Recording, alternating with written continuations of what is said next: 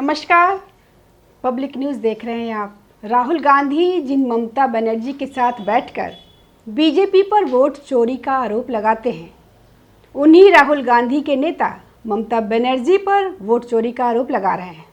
फर्जी वोट बनाने का आरोप लगा रहे हैं कि ममता बनर्जी ने पश्चिम बंगाल में लाखों लाख फर्जी वोटर बनाकर रखे हुए हैं, भंडार बनाकर रखा हुआ है। और यह कोई और नहीं कह रहा है, यह कांग्रेस के ही नेता अधीर रंजन चौधरी कह रहे हैं, जो कि पश्चिम बंगाल में कांग्रेस के अध्यक्ष भी रह चुके हैं, सांसद हैं, वरिष्ठ नेता भी हैं, पश्चिम बंगाल के बड़े नेता हैं। और उन्होंने यह बात ऑन कैमरा मीडिया के सामने कही है कि ममता बनर्जी ने पश्चिम बंगाल में ऐसी हमें जानकारी मिली है कि ममता बनर्जी ने पश्चिम बंगाल में 35 से 40 लाख वोट फर्जी बनाया हुआ है।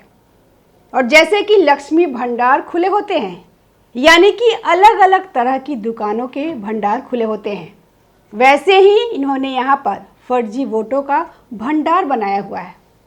अब यह आरोप है अधीर रंजन चौधरी का, जो कि कांग्रेस के वरिष्ठ नेता हैं, राहुल गांधी के वरिष्ठ नेता हैं।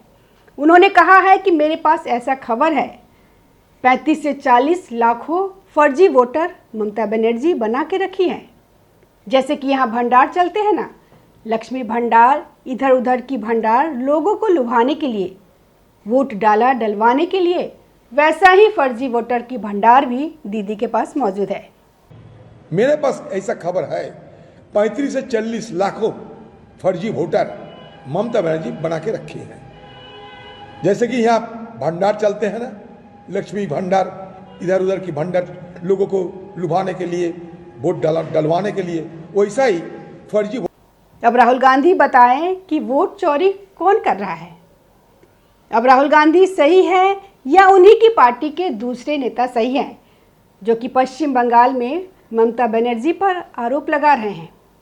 और यह आरोप कोई आज का नहीं है, यह आरोप पहले भी लगता रहा है ममता बनर्जी पर कि वह घुसपैठियों को, बांग्लादेशियों को, रोहिंग्याओं को, और जिनमें खास तौर पर बांग्लादेशी ही हैं, क्योंकि बॉर्डर मिलता है बांग्लादेश से, और सबसे ज़्यादा घुसपैठ और सबसे ज़्यादा फर्जी आधार कार्ड डॉक्यूमेंट जो हैं पश्चिम बंगाल में बनते हैं। और यह बात तो यहाँ भी साबित हो चुकी है। दिल्ली में जो लोग पाए गए हैं, दूसरी जगह पे जो लोग पाए जाते हैं, घुसपैठी हैं, बांग्लादेशी हैं, उनके डॉक्यूमेंट चेक करो तो ज़्यादातर का जो रूट मिलता है वो दक्षिणी 24 परगना का मिलता है, मेदिनीपुर का मिलता है, पश्चिम बंगाल का मिलता है। तो ये आरोप लगते रहे हैं कि बांग्लादेशियों को ममता बनर्जी, इनकी पार्टी भारत के नागरिक बनाने पे तुले हुए हैं, उनको फर्जी वोटर के तौर पर एडजस्ट करते हैं, उनसे वोट डलवाते हैं। यह आरोप बीजेपी भी लगा चुकी है और अब अधीर रंजन चौधरी लगा रहे हैं। 3 अधिकारियों को और 1 डाटा एंट्री ऑपरेटर को सस्पेंड करने के लिए कहा था, क्योंकि उन्होंने 137 फर्जी नाम जोड़े थे। अब इसमें 1 इलेक्टोरल रजिस्ट्रेशन ऑफिसर, 2 सहायक इलेक्टोरल ऑफिसर और 1 डाटा एंट्री ऑपरेटर इसमें मिले हुए पाए गए। इन लोगों पर आरोप है कि इन्होंने फर्जी वोटर जोड़े। इन्होंने जो डाटा दिया है वो उन लोगों के साथ शेयर किया जिसको जो अधिकृत नहीं थे, उसका अधिकार के बाहर के लोगों के साथ शेयर किया है। और उन्होंने 127 नाम जो जोड़े हैं वो कहाँ जोड़े हैं? दक्षिणी 24 परगना में और पूर्वी मेदिनीपुर में, जहाँ पर मुस्लिम बहुल इलाके हैं, वहाँ पर इन लोगों ने यह नाम जोड़े हैं। और जब यह पता चला तो चुनाव आयोग ने साफ तौर पर आदेश दिया कि इन दोनों के खिलाफ कार्रवाई हो और इन्हें हटाया जाए, इस काम से तो हटा दिया जाए, सस्पेंड कर दिया जाए। लेकिन ममता बनर्जी अड़ी रही, कहती रही कि मैं राज्य के अधिकारियों को कुछ नहीं होने दूंगी, मैं उन्हें नहीं निकालूंगी। तो आप क्यों संरक्षण दे रही हैं? चुनाव आयोग ने जब कुछ गलती पाई है उसके बाद बोला है। आपको क्या लग रहा है? अगर आपको लग रहा है कि आप कह रहे हैं कि जैसे कि टारगेट किया जा रहा है, क्यों टारगेट करेंगे? क्या वो आपके लिए काम कर रहे थे इसलिए टारगेट किया जा रहा है? तो आपके लिए काम क्यों कर रहे थे? तो ममता बनर्जी ने खूब बचाने की कोशिश की, उन लोगों का ट्रांसफ़र किया, उनको सस्पेंड नहीं किया, ड्यूटी बदल दी। उनका ट्रांसफ़र नहीं किया गया, उनकी ड्यूटी तो बदल दी गई, लेकिन फिर चुनाव आयोग ने मुख्य सचिव को बुलाया, दिल्ली तलब किया, उनसे पूछा कि आपने एक्शन क्यों नहीं लिया है। इसके बाद मजबूर होकर ममता बनर्जी ने डाटा एंट्री ऑपरेटर को तो हटा ही दिया, बाकी जो है वो सरकारी अधिकारी थे, उनको सस्पेंड किया गया, लेकिन एफआईआर फिर भी दर्ज नहीं की उनके ऊपर। तो ममता बनर्जी समझिए कि कितनी मिलीभगत हैं कि ऐसे अधिकारियों को बचाने के लिए एड़ी चोटी का जोड़ लगा रही हैं कि अगर कुछ गड़बड़ कर दिया जाए, हटा दिया जाए और अधिकारी डर गए तो फिर जैसे कि कुछ नुकसान हो जाएगा, जैसे कि कुछ खुल जाएगा, कुछ राज खुल जाएगा, ऐसा डर है ममता बनर्जी को। तो चुनाव आयोग के साथ कुछ दिनों पहले ही उनकी इतनी बड़ी टकराहट चली थी, और टकराव की वजह क्या कि 127 फर्जी वोटर जोड़े थे और उनके ऊपर आरोप था ममता बनर्जी उन्हें बचाना चाहती थी। अब इसी बात को लेकर अधीर रंजन चौधरी ने भी यही फर्जी वोटों की बात की। वही राहुल गांधी है कि जो कि दिन रात भाजपा को गालियां दे रहे हैं, चुनाव आयोग पर सवाल उठा रहे हैं, लेकिन ममता बनर्जी के खिलाफ एक शब्द उनके मुंह से नहीं निकलता। पश्चिम बंगाल में ममता बनर्जी ने कांग्रेस की हालत ऐसे कर रखी है कि कांग्रेस पीछे पीछे दौड़ती है और ममता बनर्जी लात मारकर भगा देती है, कांग्रेस को पूछती तक नहीं है। ना ही वह गठबंधन को तैयार होती है, ना ही वो कहती है कि कांग्रेस जो खुलकर मेरे खिलाफ चुनाव लड़े। यही कन्फ्यूजन होती है। अधीर रंजन चौधरी पिछली बार इसी के शिकार हुए। वह पहले भी मुखर थे, पिछले लोकसभा में भी उन्होंने साफ तौर पर कहा था राहुल गांधी को, इनकी लीडरशिप को, कि हमें ममता बनर्जी के खिलाफ चुनाव लड़ना चाहिए, उनके खिलाफ बोलना चाहिए, या तो वो हमसे गठबंधन कर ले, अगर गठबंधन नहीं करती है तो हम वहाँ बोले तो किसके खिलाफ बोले? भाजपा तो वहाँ सत्ता में है नहीं, एंटी इनकम्बेंसी ममता बनर्जी के खिलाफ है। हम क्या करेंगे और अभी की सरकार की क्या स्थिति है यह तो हमें बताना पड़ेगा। लेकिन यहाँ से राहुल गांधी एंड उनकी टीम इन लोगों से साफ साफ मना कर दिया, आलाकमान टीम ने, कि नहीं, ममता बनर्जी के खिलाफ कुछ नहीं बोलना है। अधीर रंजन चौधरी वो अपनी बहरामपुर की सीट हार गए।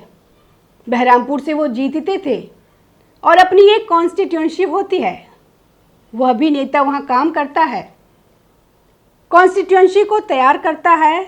लेकिन यूसुफ पठान एक बार आए, मुसलमानों का ध्रुवीकरण हुआ और सारे वोट उन्हीं को पड़ गए और यहाँ अधीर रंजन चौधरी हार गए।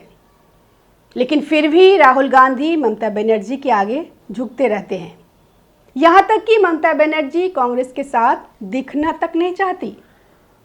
इंडिया गठबंधन की बैठक में वो नहीं आई, अभिषेक बनर्जी को भेजा, और फिर स्पीकर का चुनाव था तो उसमें साथ नहीं दिया। अब भी जो वाइस प्रेसिडेंट के लिए कैंडिडेट चुनना था तो ममता बनर्जी ने क्या कहा कि गैर राजनीतिक होना चाहिए।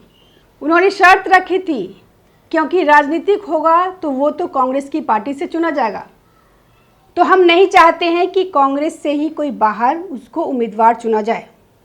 बार बार कांग्रेस गठबंधन के नाम पर अपने नेताओं को आगे नहीं बढ़ा सकती, यह ममता बनर्जी का स्टैंड था। अब ममता बनर्जी बार बार कांग्रेस को साइड कर देती है। अब राहुल गांधी और उनकी टीम इस कन्फ्यूजन में है कि ममता बनर्जी के खिलाफ बोलेंगे तो वोट बढ़ जाएगा, अब बीजेपी जीत जाएगी, लेकिन आपकी पार्टी तो खत्म हो रही है, आप चुनाव ढंग से नहीं लड़ेंगे तो आप कहाँ बचेंगे? या तो आपके साथ गठबंधन कर लेती। वही तेजस्वी यादव ने गठबंधन किया हुआ है तो थोड़ा फायदा कांग्रेस को भी होता है, लेकिन ममता बनर्जी सोचती है कि क्या ज़रूरत है गठबंधन करने की, कांग्रेस मेरे साथ गठबंधन करके मजबूत ही होगी यहाँ पर, तो वो कांग्रेस को कमज़ोर रखना चाहती हैं, लेफ्ट पार्टियों को कमज़ोर रखना चाहती है। लेकिन यहाँ कांग्रेस को अभी से समझने में लगता है बहुत वक्त लगेगा, इसलिए राहुल गांधी ममता बनर्जी को टारगेट नहीं कर रहे हैं और ना करेंगे। विधानसभा चुनाव में भी यही होने वाला है और इस वजह से कांग्रेस में फूट पड़ती है। यह फूट पिछली बार भी दिखाई दी जब अधीर रंजन चौधरी खुलकर ममता बनर्जी के खिलाफ बोल रहे थे, तो इनके एक गुट अधीर रंजन का बन गया, एक गुट ऐसा बन गया था जो कि आला कमान के हिसाब से चल रहा था। इसलिए चुनाव के बाद अधीर रंजन चौधरी को प्रदेश अध्यक्ष पद से हटा दिया गया, लेकिन अभी वो फिर एक्टिव है और उन्होंने फिर यह बयान दिया है और वो बार बार ममता बनर्जी पर यह आरोप लगा रहे हैं कि वह गलत तरीके से चुनाव जीतती है। यहाँ पर फर्जी वोटों का इस्तेमाल होता है, लेकिन जो दुहाई दे रहे हैं कि हम चुनाव में चोरी नहीं होने देंगे, हम जो हैं चोरी करने वालों को गद्दी से उतार देंगे, तो राहुल गांधी में क्या यह हिम्मत आएगी कि वो पश्चिम बंगाल में यह बात कर सके? पश्चिम बंगाल में तो इन्हीं की ममता बनर्जी की सरकार है। क्या इसी तरह की वोट अधिकार यात्रा राहुल गांधी पश्चिम बंगाल में निकाल पाएंगे? हिम्मत का परीक्षण तो तब होगा। भाजपा के खिलाफ तो आप लड़ ही रहे हो, वो तो आपकी मुख्य प्रतिद्वंदी पार्टी है ही। क्षेत्रीय पार्टियां जो आपको ठेंगा दिखाती है, क्या उनके खिलाफ बोलने की हिम्मत होगी? राहुल गांधी में इतनी हिम्मत नहीं दिखती। फिर से उन्होंने ममता बनर्जी के आगे सरेंडर कर देना है और वह अभी से ही दिख रहा है, लेकिन फिर समस्या वही आएगी और इसके संकेत मिलने लगे हैं कि कांग्रेस में अगर अधीर रंजन चौधरी जैसे बोल रहे हैं, तो यानी कि कांग्रेस में फिर से वो गुट एक्टिव है। फिर से दो खेमे बन चुके हैं और बन रहे हैं धीरे धीरे। एक ममता बनर्जी के खिलाफ बोलना चाहता है, एक आला कमान का गुड बुक्स में रहना चाहता है, इसलिए ममता बनर्जी के खिलाफ नहीं बोल रहा है। और वोट चोरी का मुद्दा जो ये अभी बिहार में उठ रहे हैं, वो उठेगा। कांग्रेस के नेता ही उठाएंगे, लेकिन ममता बनर्जी के खिलाफ उठाएंगे। कांग्रेस के लिए एक अलग चुनौती वाली आने वाली है बिहार चुनाव के बाद पश्चिम बंगाल में, कि यहाँ पर पार्टी को एकजुट रखना उनको मुश्किल होगा, क्योंकि आप कितने चुनाव लड़ेंगे वो ऐसे ही लड़ेंगे, दूसरों के लिए रेड कॉर्पेट देकर। जो आपने दिल्ली में जोश दिखाया, अभी बिहार में यात्रा निकाल रहे हैं, पश्चिम बंगाल में जाकर सो क्यों जाते हैं? ममता बनर्जी से इतना डर क्यों लगता है? और देखिए, बीजेपी ने पश्चिम बंगाल चुनाव में इसे मुद्दा बनाने की पूरी तैयारी कर ली है। फिर इन चुनाव से पहले एसआईआर भी होगी पश्चिम बंगाल में और ममता बनर्जी विरोध कर रही हैं कि मैं एसआईआर नहीं होने दूंगी। यह तो एनआरसी ही है, इसे वोट का अधिकार छिन जाएगा। ये सारी बातें बोल रही हैं। अब राहुल गांधी अभी बिहार में तो विरोध कर रहे हैं एसआईआर का, क्योंकि गठबंधन में है, लेकिन पश्चिम बंगाल में आते आते क्या वो विरोध कर पाएंगे? क्योंकि पश्चिम बंगाल में आपका गठबंधन में तो रहोगे नहीं। ममता बनर्जी गठबंधन में रखती है तो कहती है 2 सीटें ले लो, कांग्रेस की बेइज्जती करती है, तो वो वहाँ क्या करेंगे? भाजपा तो खुलकर कहती है कि ममता बनर्जी को कुछ चिंता है घुसपैठियों की, बांग्लादेशियों की, जो कि सीमावर्ती इलाके हैं, वहाँ पर भर भर कर बांग्लादेशी बसाए हैं और वहाँ पर हर बार जो है कि नए फर्जी वोटर जमा हो जाते हैं। तो ऐसे में कांग्रेस क्या कहेगी? अगर कांग्रेस कहेगी कि ना फर्जी वोटर तो हटने की चाहिए, तो फिर आप एसआईआर वोट का सपोर्ट करोगे, वरना आप ममता बनर्जी का सपोर्ट करोगे। पार्टी के नेता परेशान हैं कि चुनाव किसके खिलाफ लड़े, भाजपा के खिलाफ कि ममता बनर्जी के खिलाफ। तो यह पूरी कांग्रेस पश्चिम बंगाल में कंफ्यूज है। आगे ये कंफ्यूजन है और बढ़ती ही जाएगी और राहुल गांधी का इसके पास कोई हल नहीं होता। बिहार में तो जो नतीजे होंगे वो तो दिखेगा ही। वोट अधिकार यात्रा है और उनकी वोट चोरी का कितना असर है,